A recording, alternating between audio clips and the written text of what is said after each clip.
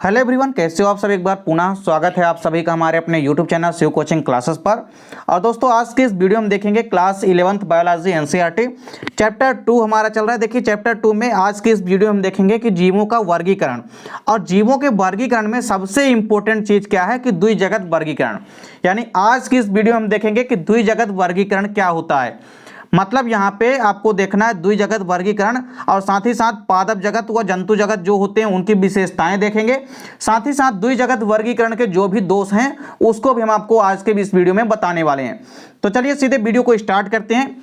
देखिए, द्विजगत वर्गीकरण की यदि हम बात करते हैं तो सबसे पहले तो आपको याद रखना है कि कैरोलस लिनियस ने अपनी पुस्तक सिस्टेमा नेचुरी में संपूर्ण जीवधारियों को दो जगतों में विभाजित किया।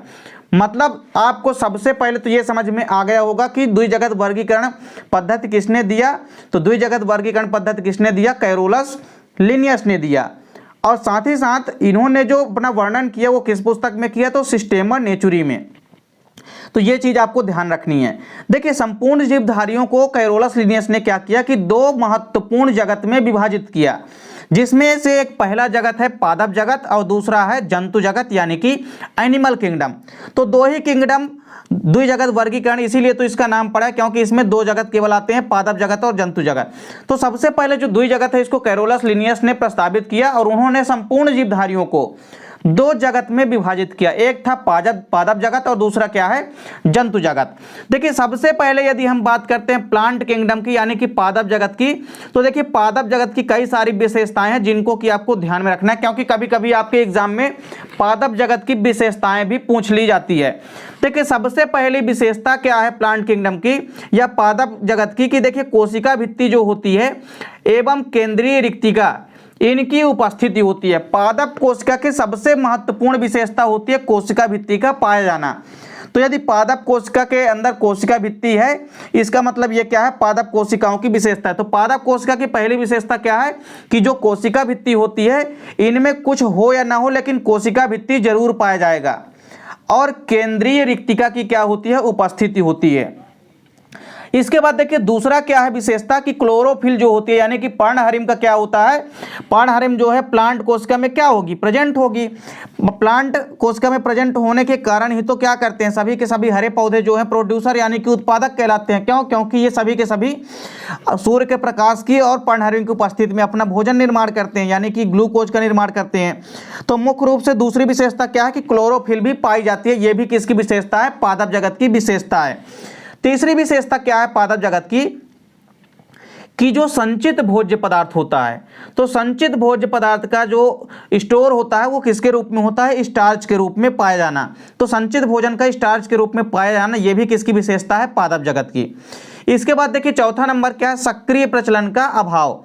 तो सक्रिय प्रचलन का यानी स्पष्ट रूप से प्रचलन का अभाव होता है। देखिए इनके अंदर की मेटाबॉलिक क्रियाएं अंदर यानी आंतरिक गति होगी, लेकिन ये सक्रिय प्रचलन का मतलब एक स्थान से दूसरे स्थान तक ये नहीं जा पाते हैं। अगला क्या है? देखिए कि पेशियां, उत्सर्जन तंत्र एवं नर्वस सिस्टम यानी कि तंत्रिका तंत्र और संवेदी अंगों की भी क्या होती है? अनुपस्थिति होती है। मतलब पादप कोशिका में किसी भी प्रकार से ना तो मसल्स पाई जाती हैं, ना तो एक्सक्रीजन सिस्टम पाया जाता है, ना तो तंत्रिका तंत्र पाए जाते हैं एवं संवेदी अंग भी क्या होते हैं? अनुपस्थिति होते हैं।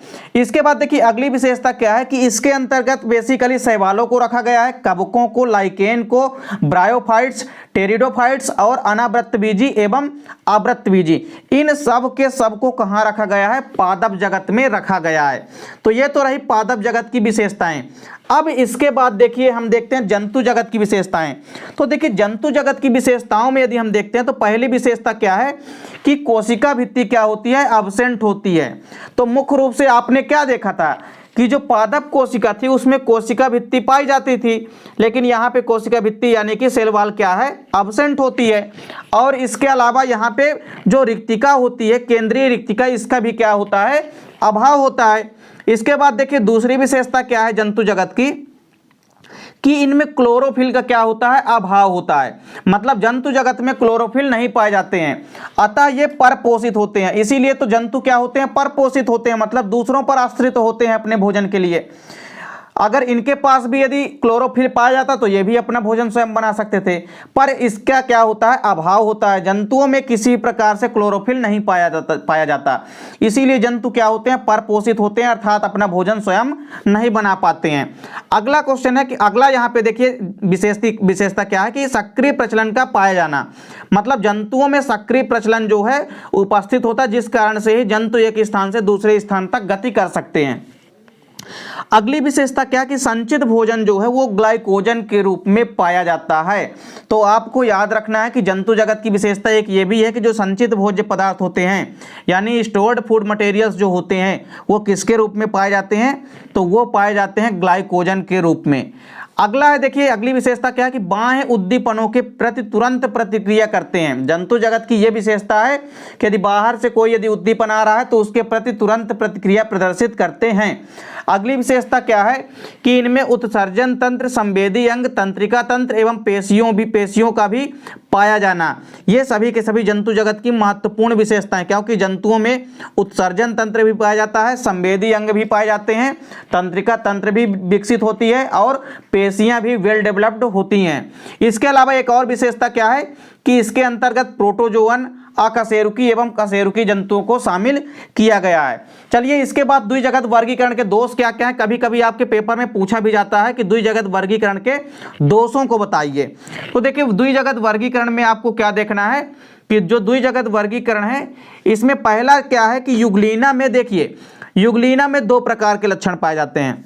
युग्लिना में क्लोरोफिल पाया जाता है जो कि पादपों का लक्षण है। देखिए क्लोरोफिल केवल और केवल पादपों में ही पाए जाते हैं, तो युग्लिना के अंदर क्लोरोफिल पाया जाता है जो कि पादप का लक्षण है, लेकिन यह जंतुओं के समान कशाभिका युक्त एवं गतिशील भी होते हैं। तो ये भी देखिए कि जो युग्लिना है इसमें जंतुओं का भी लक्षण है। जंतु का लक्षण क्या है कि इनमें कशाभिका पाई जाती है, तो कशाभिका यदि पाई जाती है मतलब यहाँ पे फ्लैजिला यदि पाई जाती है तो कशाभिका यदि उपस्थित है तो एक स्थान से दूसरे स्थान तक ये गति भी कर सकता है। तो इसमें दोनों के लक्षण पाए जाते हैं, इसी कारण युग्लिना को पादप एवं जंतु के बीच की कड़ी माना जाता है। देखिए युग्लिना में चूंकि पादप व जंतु दोनों के लक्षण हैं इसलिए युग्लिना को पादप व जंतु के बीच की कड़ी कहा जाता है। आपको यह भी याद रखना है, कई बार आपके ऑब्जेक्टिव में भी पूछा जाता है कि युग्लिना को क्या कहा जाता है, तो पादप एवं जंतु के बीच की कड़ी कहा जाता है।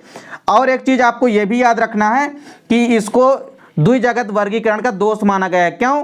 क्योंकि देखिए इसमें पादप व जंतु दोनों के लक्षण हैं, लेकिन युग्लिना को पादप जगत में रख दिया गया है जो कि इसकी बहुत कमी है। मतलब आप ये कह सकते हैं कि ये सबसे बड़ा दोष है कि युग्लिना में देखिए जंतु का भी लक्षण है, अब जिसमें जंतु का भी लक्षण है उसमें उसको आप पादप जगत में तो नहीं रख सकते हैं, तो इसलिए इन्होंने युग्लिना को पादप जगत में रखा जो कि यहाँ पे उनके नियम के क्या था, प्रतिकूल था। मतलब उनके नियम में क्या था कि युग्लिना, देखिए जिनमें युग्लिना में क्या होता है बेसिकली क्लोरोफिल जो है पाई जाती है, और जिनमें क्लोरोफिल पाया जाता है उनको तो पादप जगत में रखते हैं, लेकिन जिनमें कशाभिका पाई जाती है तो ये तो जंतु जगत का लक्षण हो गया, फिर भी इनको पादप जगत में रखा गया है। तो ये भी क्या है, एक दोष है। देखिए दूसरा दोष क्या है द्विजगत वर्गीकरण का कि जो कवक होते हैं यानी जो फंगाई होते हैं, फंगाई को पादप जगत में रखा गया है जबकि इनमें क्लोरोफिल का अभाव होता है। ये भी देखिए इसमें भी क्या है कि कवक में क्या होता है, कवक को बेसिकली पादप जगत में रखा गया है। यदि द्विजगत वर्गीकरण की यदि मैं बात करता हूं तो पादपों को कहां रखा गया, तो कवकों को कहां रखा गया है, पादप जगत में रखा गया है, जबकि इनमें क्लोरोफिल का क्या होता है, अभाव होता है। उसके अलावा एक और दोष क्या है कि क्लेमाइडोमोनास जो कि एक एल्गी होता है, बेसिकली क्लेमाइडोमोनास को पादप जगत में शामिल किया गया था। देखिए जो द्विजगत वर्गीकरण है उसमें क्लेमाइडोमोनास को किसमें रखा गया था, पादप जगत में रखा गया है, क्योंकि ये स्वपोषी एवं कोशिका भित्ति युक्त होते हैं, लेकिन यह कशाभिका युक्त एवं गतिशील भी होते हैं जो कि जंतुओं के लक्षण है। तो इनमें पादपों के भी लक्षण है, जंतुओं के भी लक्षण है, फिर भी इसको रख दिया गया है पादप जगत में, तो यह किसी प्रकार से उचित नहीं है।